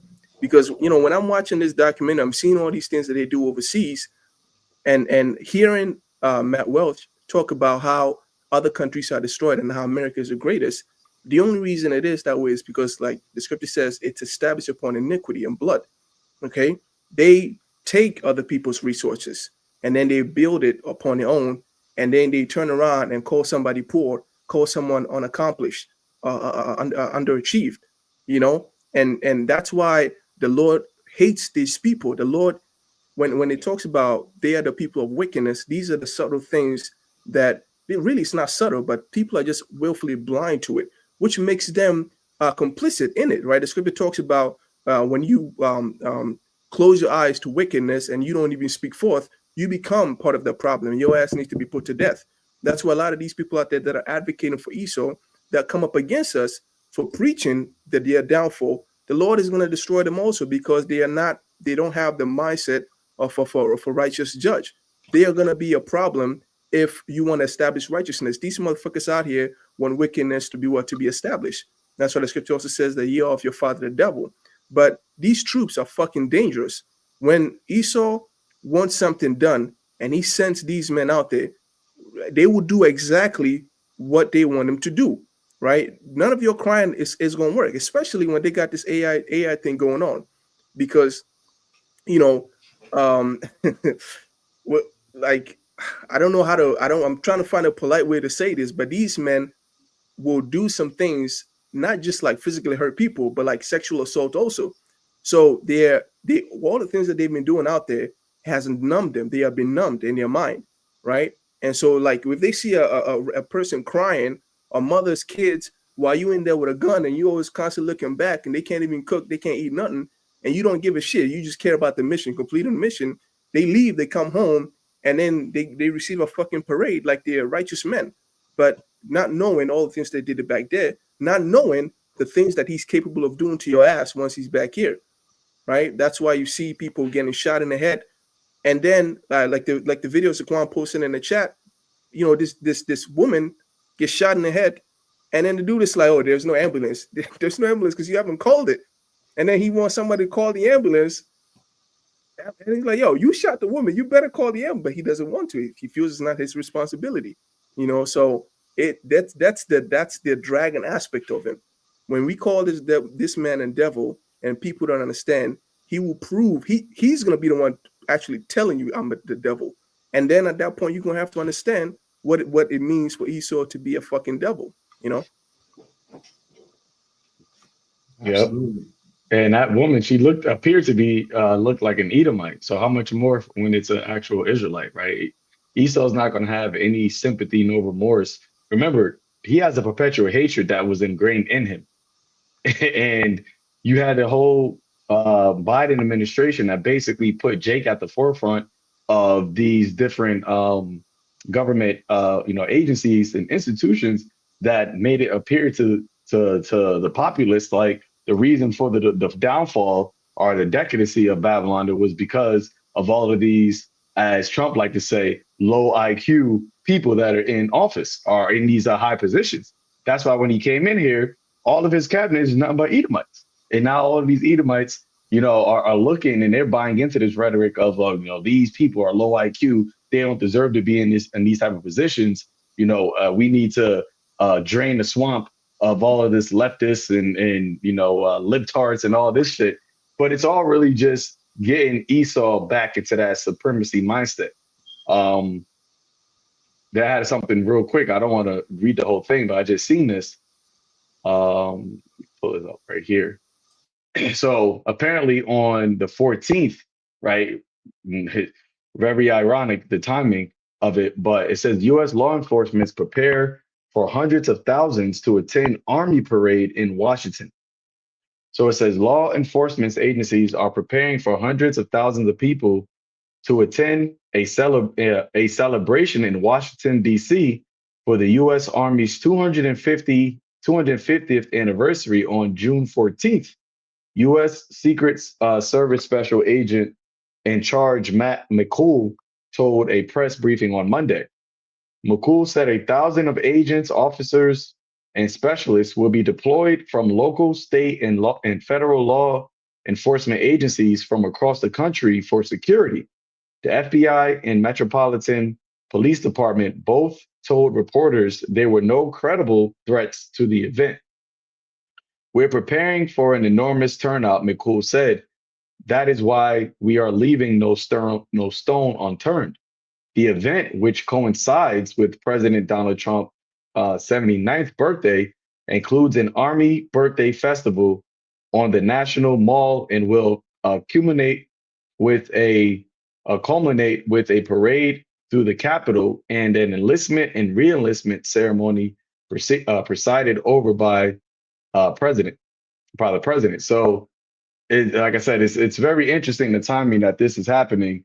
That you have this, Army parade and big, extravagant celebration happening in DC, while you have, which DC technically would be considered like a blue state or a blue area, right? That area over there is highly democratic. So, them doing that along with all of these protesting going on. I had something else that's showing here over here in Tampa, and this is the real situation, right? Because yeah, you have the army that is, being deployed against the protesters. But what it's also causing, which what we read in Isaiah the 19th chapter, is a divide amongst the so-called, patriots and the MAGA, and against the people that are looked at as being, the left or immigrants and things of that nature, or that's for, advocating for the immigrants. So let me play this real quick as well. So this is in Tampa. It says Patriots hold counter rally against anti-S protesters in Tampa.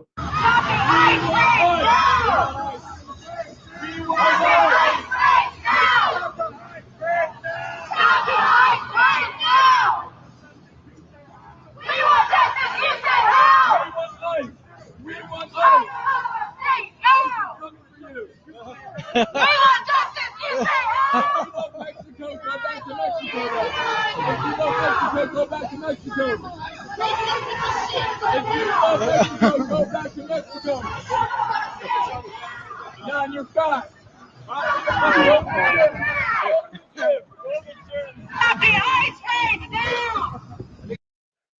So yeah, so that's really, the tensions that is building up, right? The when Americans, these, hardcore six-pack Joe Americans see these, Mexican flags being waved, or foreign flags of these Latino countries being waved, they get like really, really incited, right? They, to the point where they're willing to go to war, right? You even had it when they was going down to Eagle Pass, Texas.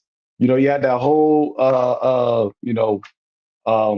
people, I forgot who they were, but you had a whole bunch of patriots, so-called patriots, who was willing to go down there and shoot up anybody that's coming across the border.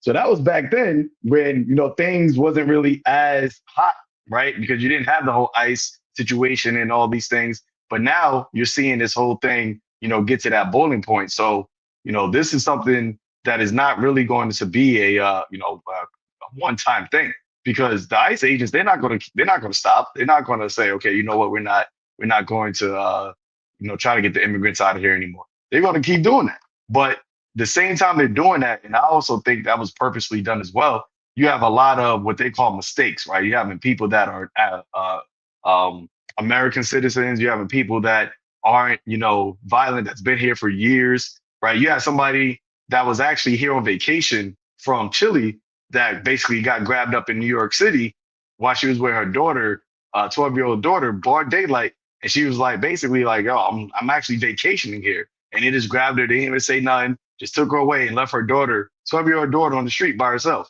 And it's just like, those things are being publicized. So it's like, are you not going to, speak about these things? No, you're letting this happen because you want people to be, upset. You want as we always going, you want the reaction so that you can bring in that solution, which, I can see Trump, making an executive order saying, we got to cancel all protestings, right? Because it's become so violent. So anybody that's out on the streets, if there's more than 4 or 5 people, then it's an illegal gathering. And that's how you can, same thing with the emic, for a time period, we didn't go out on the highways and byways, not because it was directly against us, but because of the order that was given, it wasn't wise to go out. So that could be a way that the famine of the word, starts to be brought in as well, because understand that for all these things that we always say, these devils still want to come after this truth as well. So they're just trying to find their different ways, their different snares to set it up to where they could just lump everything all together, one big, beautiful bill to get the Israelites. But you got it. Yeah, I want to mention one thing too, that's a spirit, because ultimately all these things that's happening, they're stirring up of Babylon in and of itself is mostly centered behind the two kingdoms, the northern kingdom and the southern kingdom, right? Because back in 2020 with the whole George Floyd thing, it was the Black Lives Matter situation that caused an uproar, right? Which is mostly southern kingdom. And then now you have northern kingdom with all this whole illegal immigration thing going on. So when you look at both times where America has pretty much had cities getting burned and all these different things, most of the time you got Jake's that's always in there in the mix somewhere. You know, is either they're the reason or they're part of the reason, right? So it's always some type of flare up that comes up whenever Jake is in the midst, right? Look at the Civil War. Jake was in the midst. It was mostly, you know, of course you had the Union versus the Confederacy and stuff like that, right? The Confederate states that were going back and forth, but they had Jake in the mix of it as well as part of the sensationalism part, right? Because it was mostly because of economics, but they had to put Jake in there for it to really fuel the fire, you know? And they know that. Esau knows that if we incorporate these people in our plans, it's going to work and it's going to work well. The only thing is we need to eliminate the people within those groups that are the light, or at least the ones who shine the light on the darkness that we're trying to use them for, which are the prophets. So like you said, Zaquan, their end goal ultimately is, how do we eliminate the truth? How do we eliminate the prophets? Right? Because I was watching the Dallas brothers a few days ago. I think it was Elder Yashua who posted it, and it was going into they had a little discourse with an Edomite, a couple of Edomites that came up. And one thing that the Edomite said that stuck to me was, you guys are telling the truth and you're saying it in a way that's not popular, in the sense that most people today, they would like to say what we say, but they're afraid of the societal norms that they might break, right? Which is, oh, I can't say this because somebody might look at me weird or whatever. We just come out right and just tell you what it is, because we're in the world, but not of the world. So the things that the world consists of and acts of as the norms, it don't pertain to us at all. We're just calling it out for what it is. So we look at it from a different point of view. The world looks at it more like, oh, this is how our world is. We can't really speak against it, because then what if they eliminate me from the world? Like I still have my job. I need to work and pay my bills. And the guy ultimately said, eventually when the MOTB comes out, he's going to take it. We don't have no intentions of taking it, because in our minds, we know that's just a test for a short time, and then the end comes. For them, it's a technological advancement / progression that must take place. And if you don't partake in it, you're going to be asked out. In a world that is so technologically, I would use the word technologically sound, in the sense that everything you do runs through technology. So in order to actually work and pay your bills and just live in society alone, you must be in the technology stage. You must have some technology within you in order to function. We don't look at it like that. We look at it as more like the Lord's going to take care of us for that short time. We're going to be out of here. They see it as, this is just how the world is going. The guy said it. It's just the way the world is going now, and eventually it's going to come and we're going to have to deal with it. Well, but for how long though? Right? And what do you mean by deal with it? What do you mean by that? Right? So it's like people are already conditioned to accept these things to come out. And the part where they actually get to accept it hasn't come yet, but this is the building stage. This is all part of the building stages to get to that point. So when those guys came up and they were having a discourse with the prophets, it was like they knew, like, yo, nah, we talking to like people who are on a different level. Like everything they're saying, the guy said, yo, you guys are presenting facts. Brothers, they have to go pull up a book and be like, hey, these are the facts. No, it was just spiritual, just coming out. And the facts are literally just saying, yo, this America, this is what it really is. Oh shit. Well, damn, I didn't know. I mean, you guys are telling the truth, because we know too, but we pretend like we don't know because we want to keep on going with the system. And in order to keep on going with the system, we got to live that lie. But you guys are literally just breaking down the whole lie. And that's something that's dangerous to the rulers of the society, because it's like, yo, if you break down the lie and the deception, the people are going to see it for what it is, and they're going to build confidence to come against it. We don't want that. You know what I'm saying? We want to continue pushing the propaganda. We want to continue to push the distractions, right? This whole Trump birthday / parade is a distraction. All right. Magicians call it misdirection. All right. We're going to put something in your face, and then while you're looking at it, we'll get you with something else. And then boom, we get you up out of there. You know what I'm saying? So that's all that's happening. All of a sudden, Trump want to have a parade, a birthday parade. Nigga, what president, what's the last president that did that, some type of shit like that? where they say it's going to cost over $47 million. What? Nigga, ain't the economy like about to die or some shit? Like there's a whole recession and all these different things. People ain't got money in their pockets. You going to use 42 million or however much $1 million to do a damn parade for one day just to show off, just to have a party? This is mad strange, bro. And whose money are you using for all these things, right? So it's like all these things happen, and Americans are not even putting the pieces together. But again, this is all done by design, man. But you got it, bro. Hey, just to add to your point real quick, that was what Nero was known for, man. Them grandiose spectacles. He was known for putting a lot into the gladiatorial events. He was known for putting on these big shows. He was like a showman. And you could clearly see Trump fulfilling that same lot, man, and doing these things. And let alone we have that, which you just mentioned. And then you have next year is the 250th anniversary of America. So how much more is he going to push it then? And they're going to have that super, and that's to incite that super patriotic Edomite vibration within the people. And to say, fuck everybody else. It's all about Edomites. I have this precept, John 10:10. The thief cometh not before to steal and to kill and to destroy. I am come that they might have life and that they might have it more abundantly. So the thief, the devil, all right, this is the same playbook he's had from the beginning. Everything brothers have been describing, the ice, the lies, the deception, everything he's going into is what? Leading to death and destruction and mayhem. You see? But what do we come? We come in the spirit of Yahawashi, and he came what? To give life and to give life more abundantly. So no matter what they're saying against us, you know, ultimately we're coming in the name of Yahweh Bahashem Yahawashi. All right. And Yahawashi is a so-called black man from the tribe of Judah. And he represents peace. He represents comfort. All right. But that peace and comfort is for those that are going to repent of our people. So those of you out there that are out there doing this madness with these, you know, going out there riding and thinking you're doing something, you need to repent, because you see this devil is not about to fucking play with you, man. He's about to come down with serious wrath and serious destruction, man.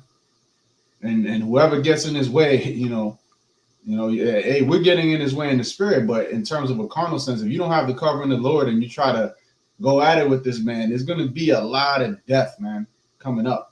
A lot of death. The streets are about to run red with blood, man.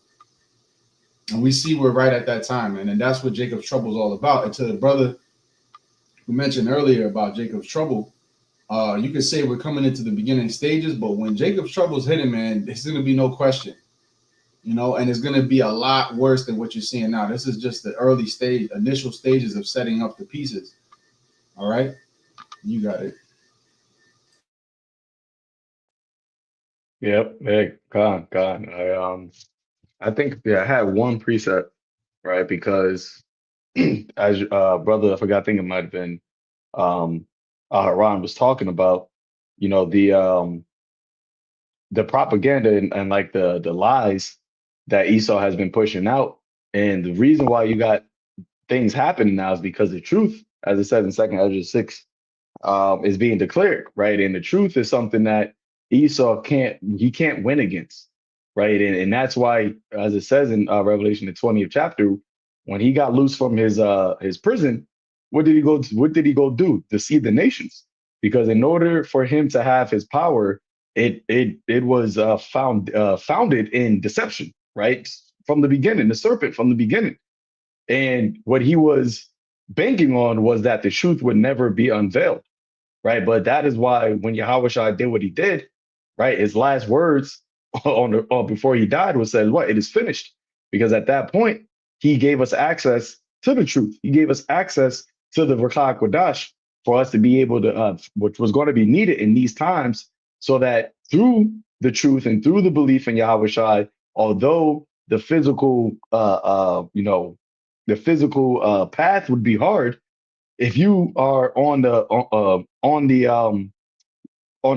what's the word I'm looking for, on the side of the Lord, for lack of a better term, right? If you have the truth and you understand it and you are fully convinced in it, there's really nothing that this devil could do. So here in Isaiah 47 verse 13, it says, 12, it says, "Stand now with thine enchantments and with the multitude of thy sorceries. wherein thou hast labored from thy youth, if so be thou shalt be able to profit, if so be thou mayest prevail, right? And that is the only thing that this devil could do, right? He could only just try to use his deception. But once the deception isn't working, he's going to resort back to his blessing, which is the sword, right? And that's where we at right now, because, and that's why you had, from, 2020, when all that was going on, you even had the think tankers, right? The World Economic Forum. They said what their biggest enemy is what? Mis and disinformation, right? Which is ultimately the truth that was being put out, right? The knowledge of what they're doing and actually breaking it down and giving it, disseminating it to the masses of people. That was problematic for them. But they're at a point now where they can't try to, repackage their lies or repackage their deception, because whatever angle that they've tried to, the prophets have been getting at it, from America to London to Australia, everywhere you got a prophet just poking the holes and unveiling, right, the lifting up the skirt.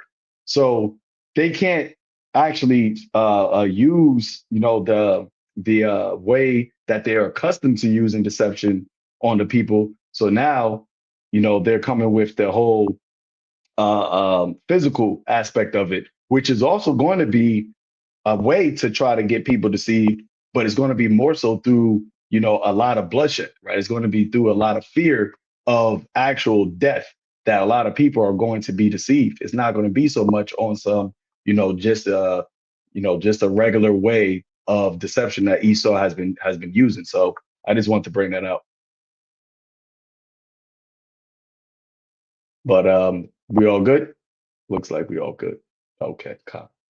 All right, so with that, we're going to close it out, and Lord willing, this was edifying unto the elect. As we always say, right? Just to keep watching, right? Yahawashi told us to watch and pray always, because these things that we're seeing, right? These are the beginning of sorrows, and the only way that you're going to escape it, right, is if you are, doing your due diligence, right, and staying in the spirit and keeping the faith, and staying in that sober mindset, right? So. Lord willing, this is edifying unto the elects and to the elect Salaki. In closing, we want to give all praises to Yahweh, Ba'ashem, Yahawashi, Ba'ashem Rakak Quadash. Until next time, Shalom to the elect.